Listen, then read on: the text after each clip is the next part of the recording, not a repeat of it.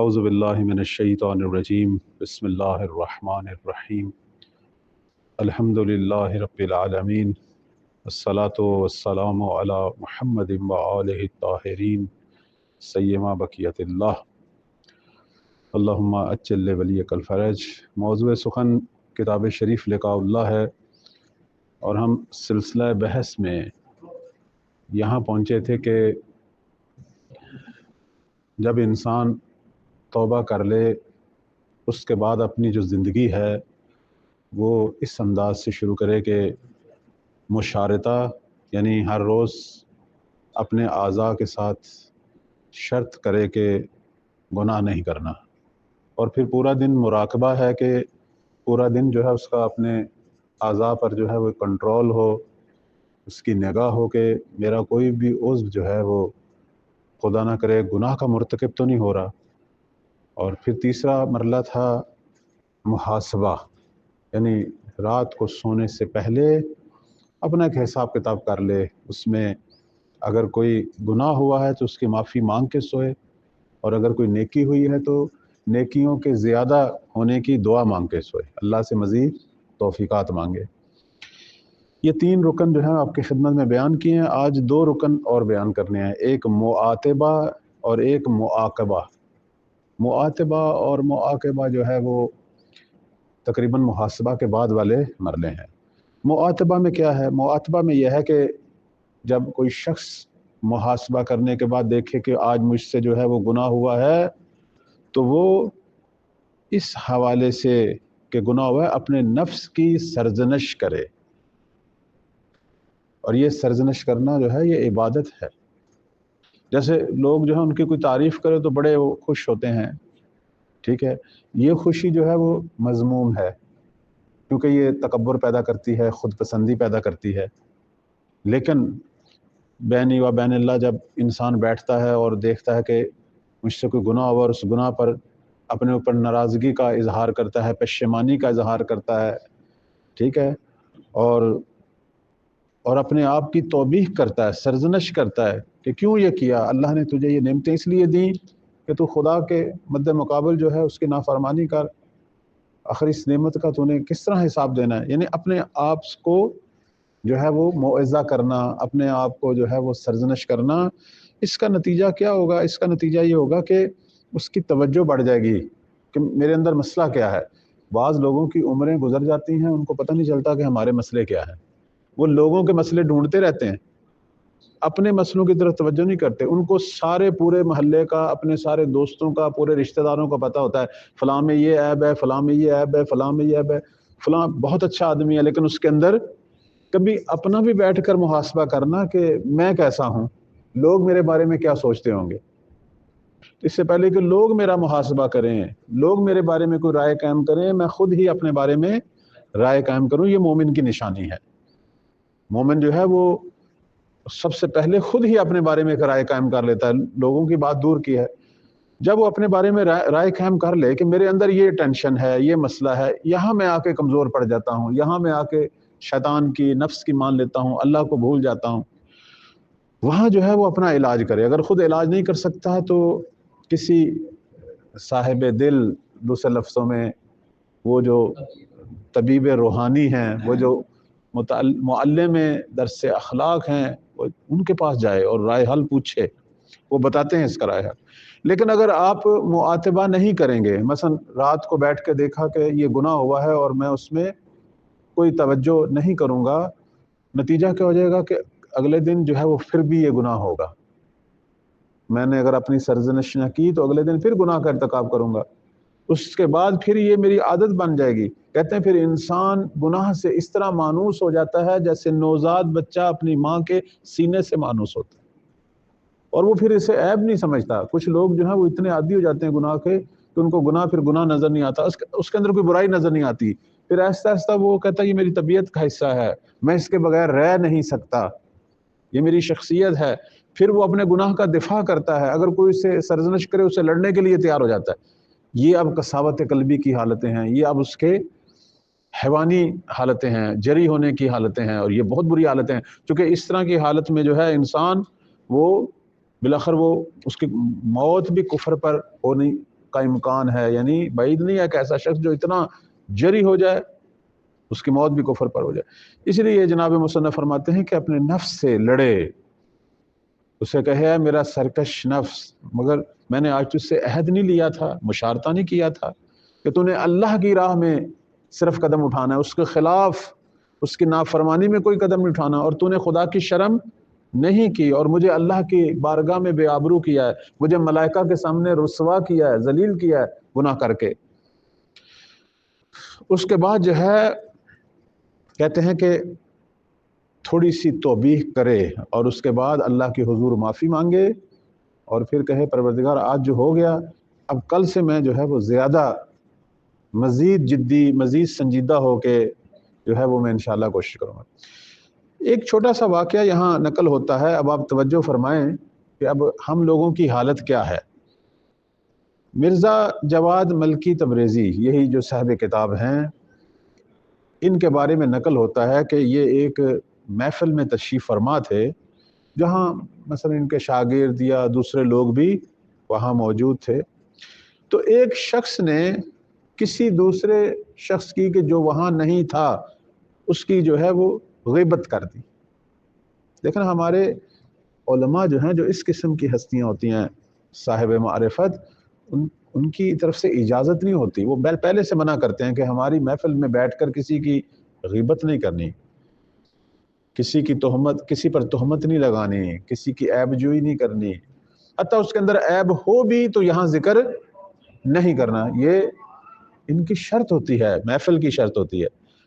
اب جناب آغا مرزا جواد ملکی تبریزی تشریف فرما ہیں اور سامنے ظاہر شاگرد ہوں گے یا عام حضار ہوں گے مومنین، تو کسی نے کسی کی غیبت کر دی۔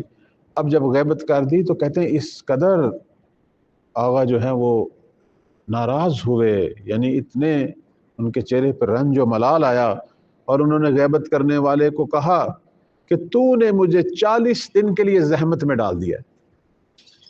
توجہ ہے، گناہ اس نے کیا ہے، لیکن چونکہ اب میرے کان میں وہ گناہ پڑا ہے تو میں اب 40 دن جو ہے وہ ایک چلہ کاٹوں گا، 40 دن ایک ریاضت کروں گا تاکہ یہ جو غیبت میں نے سنی ہے اس کی آلودگی مجھ سے پاک ہو۔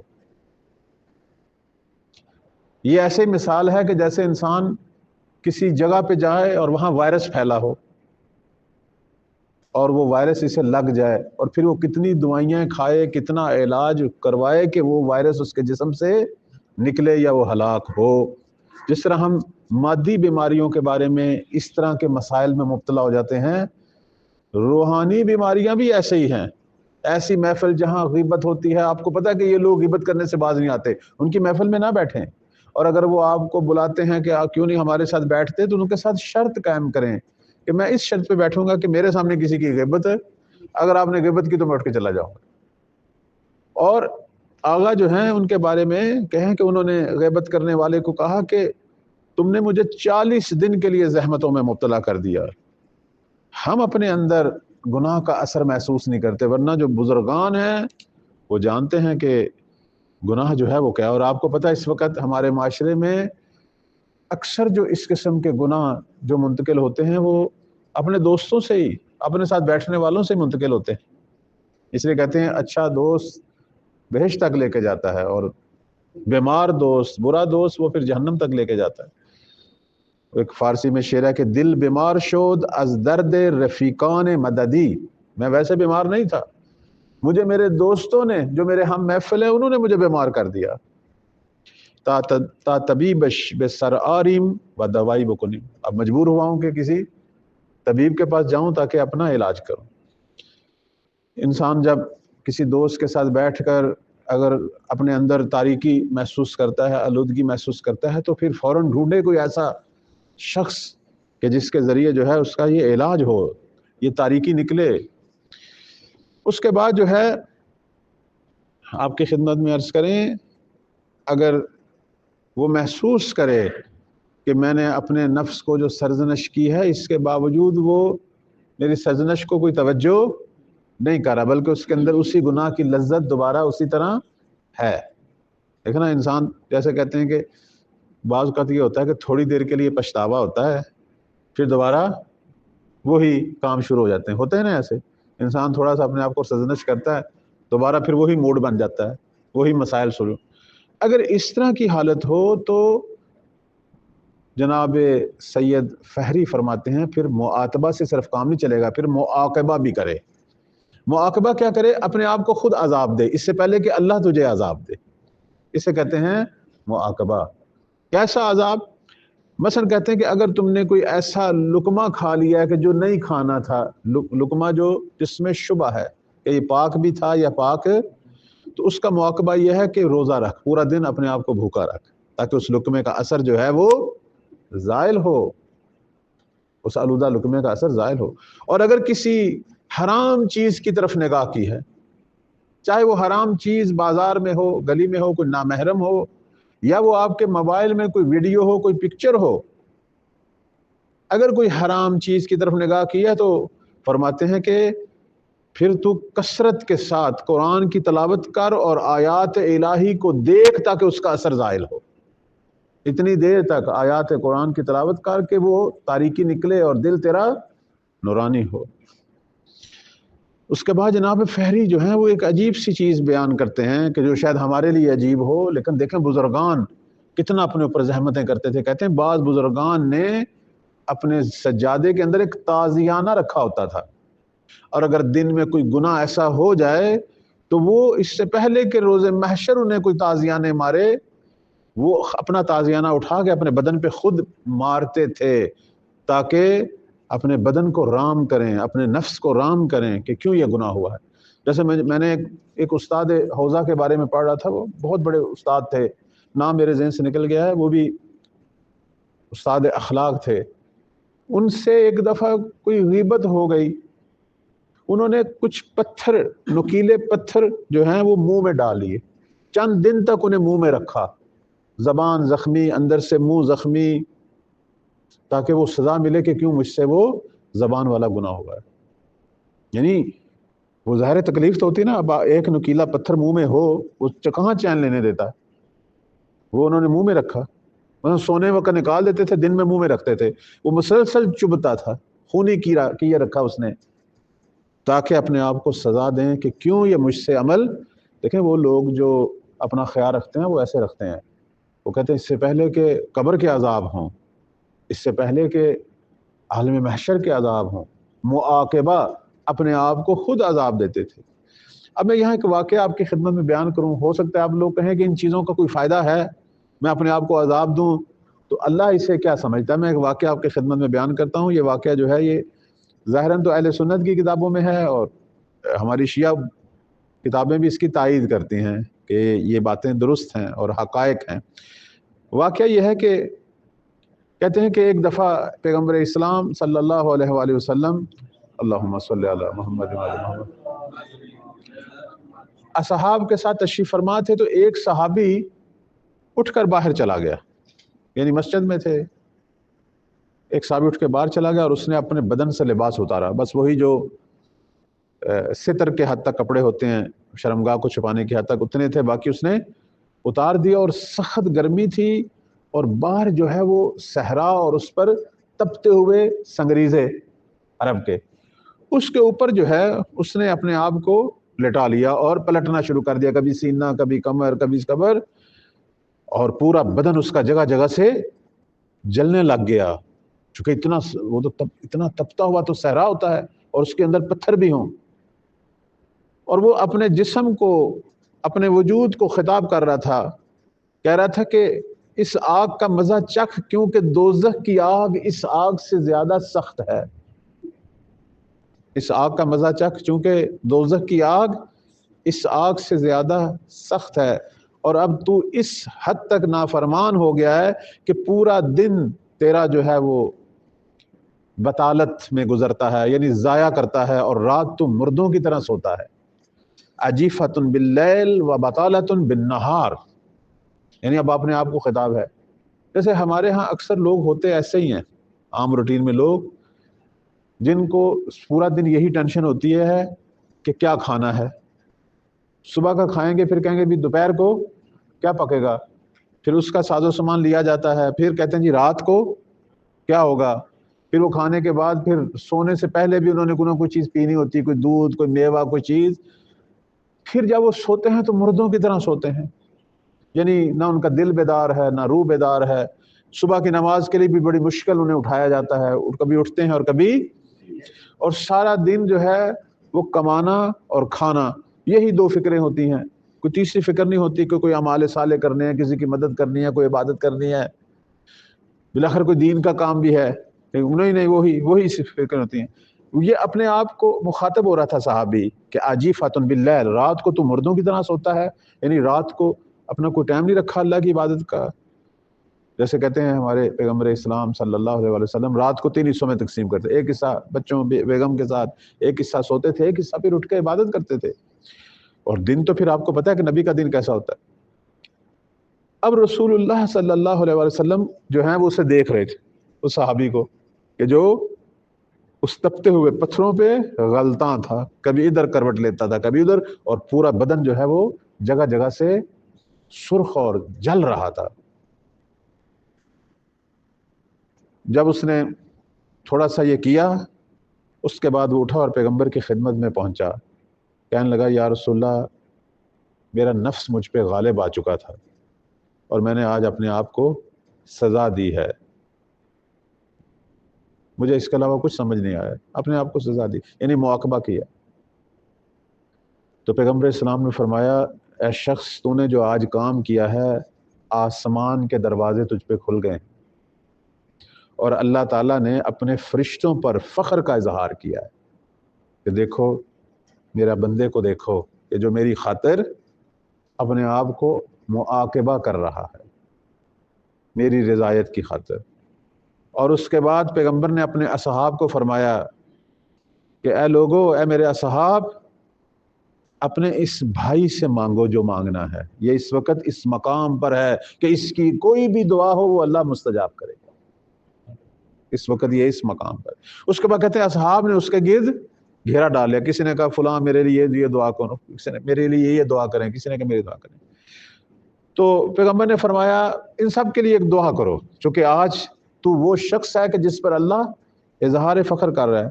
تو اس نے پھر سب کے لیے دعا کی کہ پروردگارہ، سب کا توشہ جو ہے وہ تقوی قرار دے اور سب کو جو ہے وہ سرچشمہ ہدایت سے فیض یاب کر. اب دیکھنا یہاں آپ کی خدمت میں عرض کریں، یہ جو چیزیں ہیں یہ وہی معاتبہ اور معاقبہ ہیں. اور کہتے ہیں کہ ایک عالم دین جو ہیں انہوں نے اپنی کتاب میں لکھا، یا آغا فہری بتا رہے ہیں کہ ایک شخص سے نماز عصر چھوٹ گئی،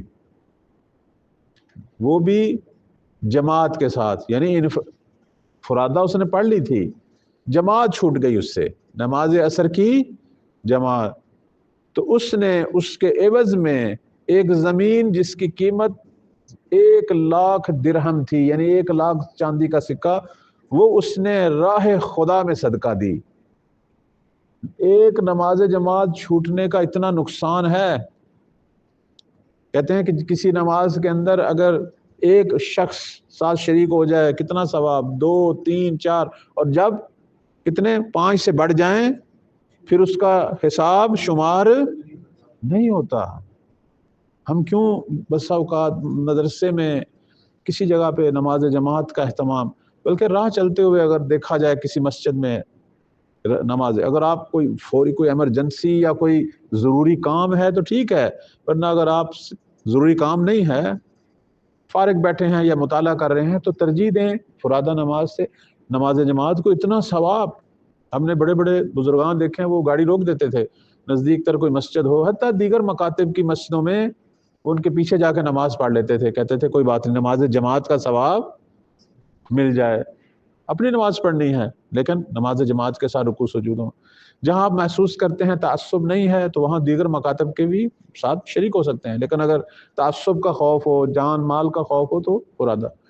لیکن ایک چیز جو ہے وہ یہ ہے کہ 2 آدمی ہوں 3 آدمی ہوں، آپ تو اہل علم ہیں ماشاءاللہ، ایک آدمی کو آگے کھڑا کرو اور پیچھے، یعنی علیحدہ علیحدہ ہر بندہ فرادہ نمازیں پڑھنے کی بجائے اگر نماز جماعت کا اہتمام نہیں بھی ہوا، مثلا فرض کریں صبح کے وقت نہیں ہے کوئی نماز جماعت پڑھانے والا، تو 2-3 آدمی نیچے آ گئے، ایک کو آگے کھڑے کریں، نہیں تو کسی کے پیچھے کھڑا ہو کر اس کے اقتداء۔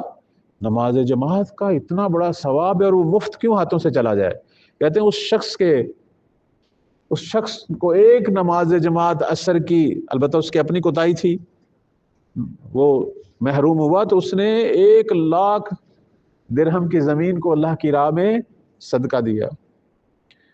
اور کہتے ہیں کہ ایک اور بزرگوار تھے کہ رات کی نماز جو ہے چھوٹ گئی ان سے، کسی کام میں تھے تو وہ نماز ان سے چھوٹ گئی، بعد میں وہ صبح تک جاگتے رہے، وہ نماز قضا بھی پڑھی اور پوری رات باقی اس کے اپنے ٹائم پہ ادا نہیں کی، اس کا انہوں نے جو ہے وہ اس طرح کفارہ دیا کہ صبح تک جو ہے وہ اللہ کی عبادت کرتے۔ یہ جو معاقبہ ہے وہ یہی ہے کہ آپ سے اگر ایک عمل خیر چھوٹ جائے تو اس کی عوض میں کوئی ایسا عمل کریں تاکہ اس کا جبران ہو۔ اسی طرح کہتے ہیں کہ ایک شخص ابن ربیعہ جن کا نام نقل ہوتا ہے، ان سے جو ہے وہ صبح کی نماز ایک دفعہ سوئے رہے، مثلا وہ صبح کی نماز ان سے جو ہے وہ چھوٹ گئی تو انہوں نے اپنا ایک غلام آزاد کیا، نماز بھی پڑھی لیکن اللہ کی راہ میں، یعنی یہ کیا تھا؟ اب یہ مالی نقصان دیا نا اپنے آپ کو، کیا تھا؟ تاکہ میں اپنے آپ کو عقاب کروں، تاکہ پروردگار کی بارگاہ میں جو ہے وہ اللہ کو خوشنود کروں۔ میں آخر میں جو ہے وہ امام صادق علیہ السلام کا فرمان آپ کی خدمت میں بیان کرتا ہوں، صلوات پڑھیں بر محمد و آل محمد۔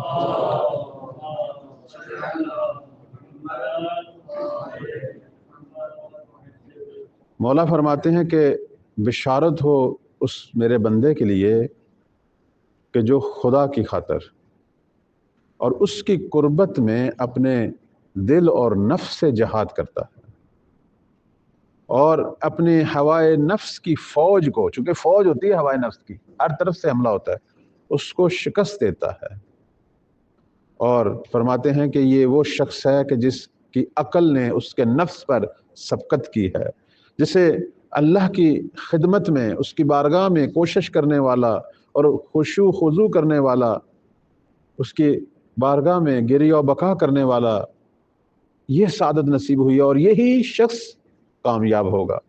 اور فرماتے ہیں کہ جب کوئی شخص اس حد تک پہنچ جائے تو پھر اس کے اور اللہ کے درمیان کوئی حجاب نہیں رہتا، اور پھر خدا اسے دکھاتا ہے بہت ساری چیزیں۔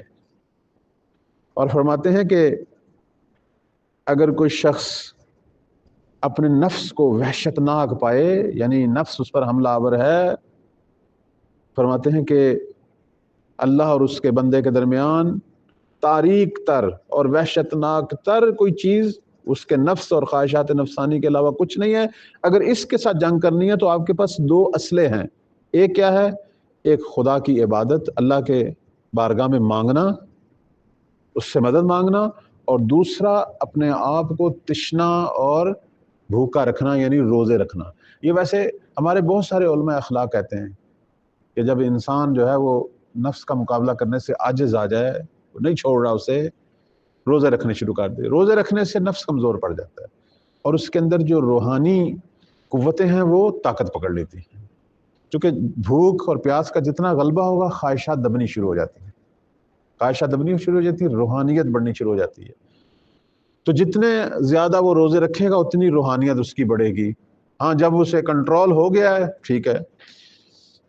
اس کے بعد فرماتے ہیں کہ اگر کوئی شخص نفس سے جہاد کرتا ہوا مر جائے تو وہ شہید کی موت مرے، اسے اللہ جو ہے وہ شہداء میں لکھے گا، اور اگر وہ نہ مرا اور اسی طرح جہاد کرتا رہا تو خدا اسے رضوان اکبر تک پہنچائے گا۔ ایک بہت بڑا مقام ہے اللہ کی قربت میں، مقام ولایت میں۔ اور پھر قرآن مجید میں تو اللہ نے خود بھی کہا ہے، وہ جو مشہور آیت ہے قرآن مجید کی، کہ پروردگار نے خود ہی فرمایا ہے کہ والذین جاہدوا فینا لنہدینہم سبلنا، وہ لوگ جو ہماری راہ میں جو ہے وہ زحمتیں کرتے ہیں، کوشش کرتے ہیں، ہم ان کو ہر صورت میں قطعاً جو ہے وہ ہدایت دیتے ہیں اپنی راہوں کی طرف۔ وَإِنَّ اللَّهَ لَمَعَ الْمُحْسِنِينَ، اور اللہ تعالیٰ جو ہے وہ اپنے نیک بندوں کے ساتھ ہے۔ اس کے بعد فرماتے ہیں ہمارے چھٹے مولا، فرماتے ہیں کہ اگر کوئی شخص تمہارا اپنا دوست یا کوئی بھی شخص جو ہے اگر آپ دیکھیں کہ وہ آپ سے آگے بڑھ گیا ہے کس چیز میں؟ اپنی پاکیزگی میں، تقوی میں، تو فرماتے ہیں اس وقت اپنی ملامت کر کہ تو کیوں نہیں آگے بڑھا۔ ہمارے ہاں جو ہے آج کے دور میں اگر کوئی شخص مادی اعتبار سے آگے بڑھ جائے تو ہمیں ٹینشن ہوتی ہے کہ اس کے پاس اتنا پیسہ کہاں سے آیا، اس نے اتنی اچھی گاڑی کہاں سے لی، اتنا اچھا گھر کہاں سے لیا، یہ کیسے آگے بڑھ گیا ہے۔ ٹھیک ہے، کوشش کرتے ہیں کہ ہمارے پاس بھی یہ وسائل آئیں، لیکن جو اللہ کے بندے ہوتے ہیں وہ ان چیزوں سے نہیں گھبراتے کہ فلاں جو ہے وہ مہدیت میں آگے بڑھ گیا۔ وہ تو مولا علی نے فرما دیا تھا کہ خدا نے تقسیم کر دی ہے، اللہ نے ہم اہل بیت کو علم دیا ہے اور دشمنوں کو رزینہ۔ ہاں کس طرح شعر پڑھیں جی؟ رزینہ ہاں کہ ہم پروردگار کی تقسیم پہ راضی ہیں، لنا علم، ہمارے لیے علم ہے، وللآدائنا مال، اور ہمارے جو دشمن ہیں ان کے لیے اللہ نے۔ تو وہ جو ٹینشن ہے ہمارے اندر ہونی چاہیے، وہ جو ٹینشن ہے وہ کس چیز کی ہے؟ وہ مانوی اعتبار سے کہ یہ مجھ سے آگے بڑھ گیا ہے، مانوی اعتبار سے اس کے اندر عبادات اس کی زیادہ ہو گئی ہیں، روحانیت زیادہ ہو گئی ہے، صاحب کرامات ہو گیا ہے، اس کی ٹینشن لے، یعنی اس سے حسد نہ کرے، اپنے اوپر جو ہے وہ ملامت کرے کہ تیرا نفس بھی جو ہے وہ زیادہ کام کرے، بالاخر اللہ کی زیادہ فرما برداری کر۔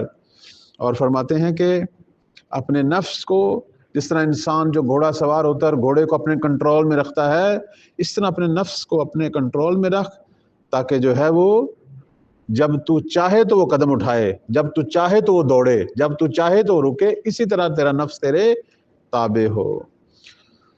اس کے بعد کہتے ہیں کہ یہ دنیا کوئی آسان جگہ نہیں ہے، مگر تم نہیں دیکھ رہے کہ رسول اللہ اتنا عظیم مقام، سردار نبی ہیں، مقام عصمت ہے، لیکن اللہ کی اتنی عبادت رات کو اٹھ کے کرتے تھے کہ پاؤں میں ورم پیدا ہو گیا، اور اعتراض کیا کہ یا رسول اللہ آپ کو اتنی عبادت کی ضرورت کیا ہے، آپ تو معصوم ہیں۔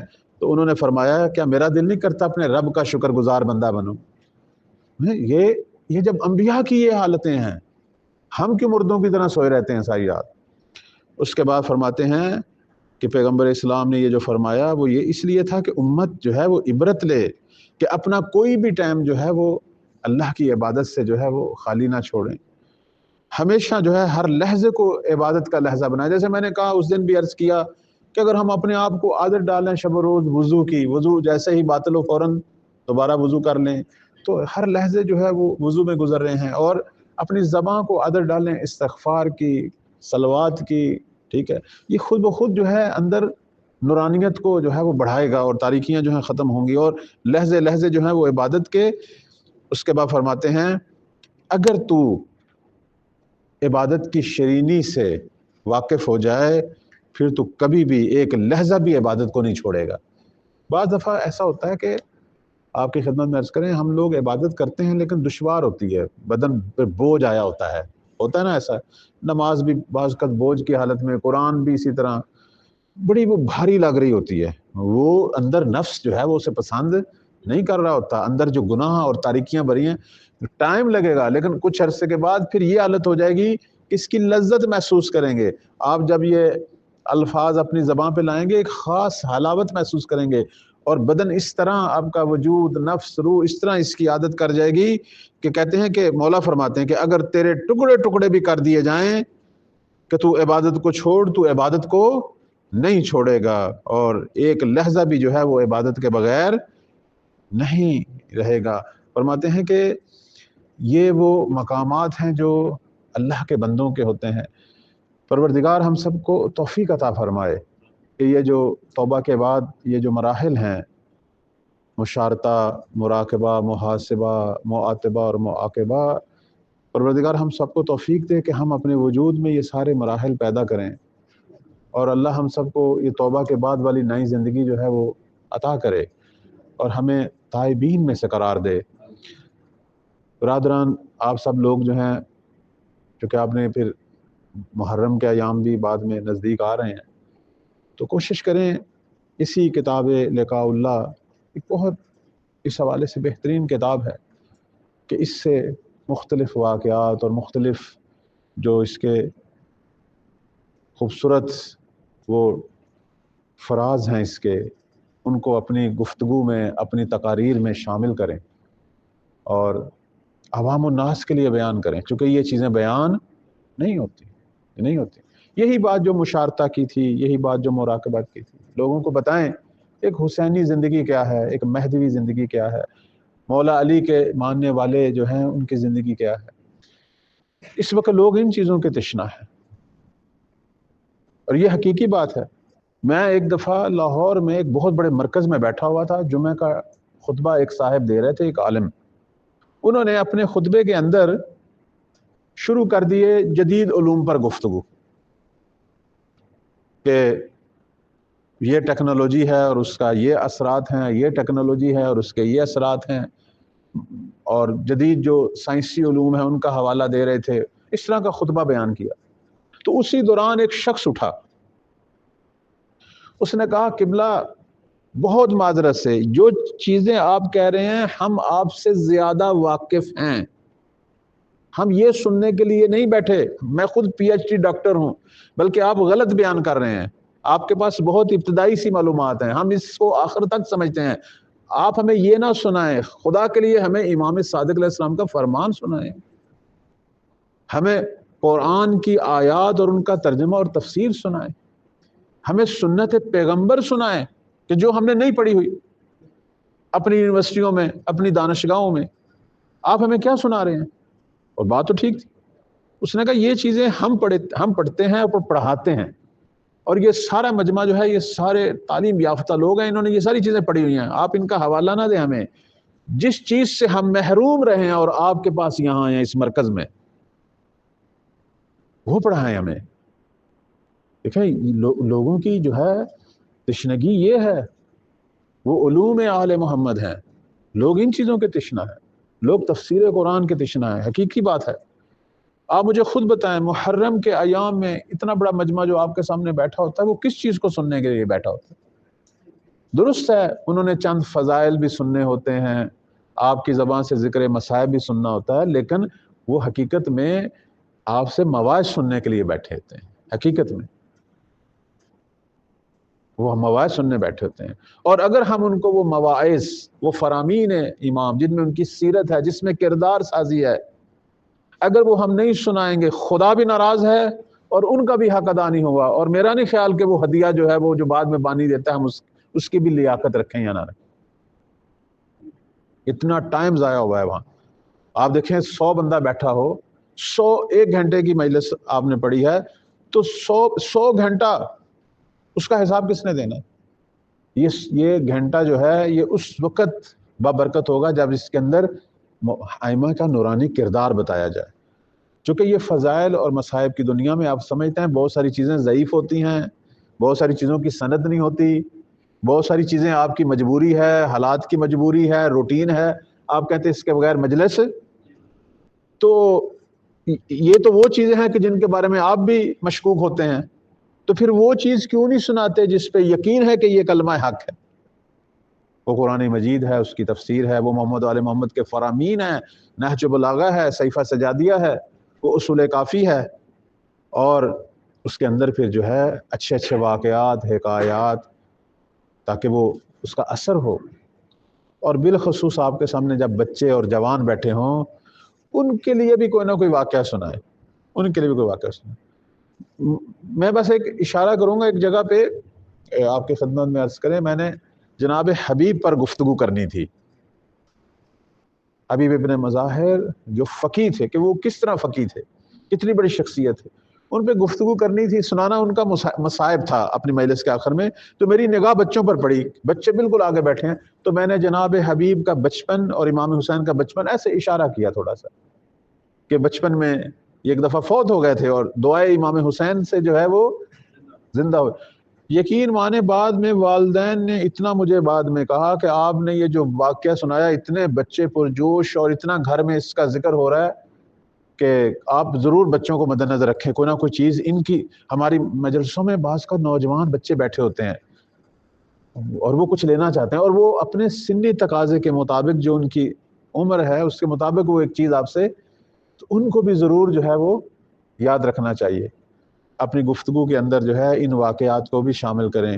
انہی ہستیوں کے، جن ہستیوں کے آپ فضائل پڑھ رہے ہیں، جناب مسلم، جناب حضرت عباس، جناب علی اکبر، جن کا مسائل پڑھنا ہے، ان کا کوئی بچپن، خود مولا علی علیہ السلام کا بچپن، خود پیغمبر اسلام کا بچپن، ہمارے ائمہ کا بچپن، تھوڑی سی یہ ان کی نوجوانی، ان کا بچپن تھوڑی سی، جس میں ہم بتائیں کہ یہ ہستیاں ایسے نہیں اس کمال تک پہنچیں، ان کا بچپن پاکیزہ تھا، ان کی جوانی پاکیزہ تھی۔